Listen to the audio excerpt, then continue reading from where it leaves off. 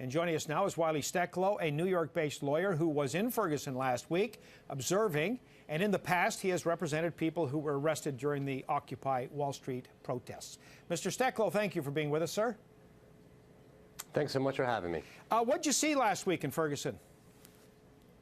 I saw some amazing things on the street. I saw what I've come to expect, a militarization of police with, an enormous amount of firepower and military, but being met with an incredible, energized group of people. I met a woman named Mama Cat Daniels, who's been feeding a bunch of activists every day to help them stay on the street and stay protesting. I met an amazing young leader named Bishop Derek Robinson, who's bringing his congregants and his community out to the streets to let people know that they're not done and to face the police head on, to have conversations directly with them so they can be recognized as individuals, not based on the color of their skin, not based on what they're wearing, but as citizens, as humans, and have the police correctly, connect to them on that level.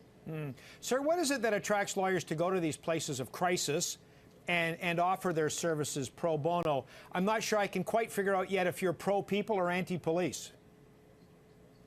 Well, I'm certainly not anti-police. I believe that the police are an amazing group of people doing a very hard job, but there are bad apples, and certain police forces have many more bad apples than others. And I believe that that's what you're seeing the protests across the country up in arms about what's going on in some of these communities of color. So I think that lawyers on the whole are a good group of people. They're people who like to go out and help. And so the people that I know, the lawyers that I connect with, are around the country right now helping. Almost 1,000 people have been arrested at Ferguson protests in different cities. And these lawyers are all over the country connecting with themselves, connecting with each other through different organizations, providing free legal support both on the ground during the protests as well as in the courtroom trying to get people arraigned and out of jail. Sir, what kind of legal advice is required here? What do people need?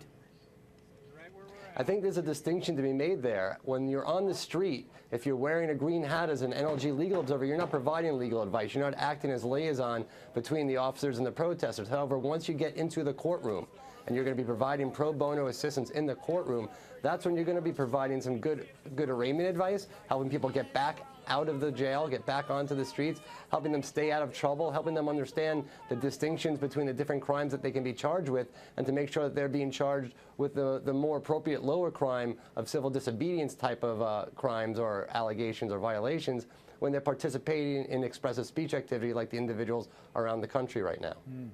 Sir, could these people who are in trouble or at least in legal difficulty, could they otherwise afford proper legal advice? Well, I don't think these people are in trouble. I think they are putting themselves out on the line because they believe that there's something wrong going on in this country. And our country was built on dissent. The founding fathers were dissenting from what was going on in their society at the time.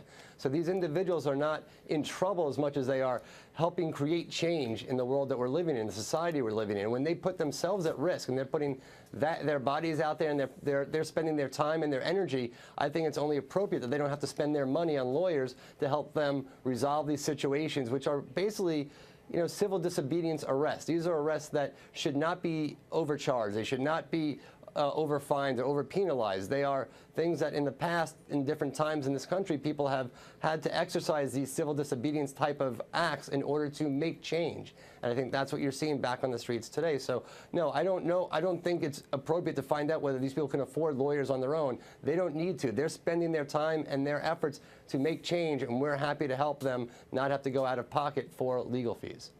Wiley Stecklow joining us from New York City. We thank you for your time, sir. Appreciate it. Sure. Thank you.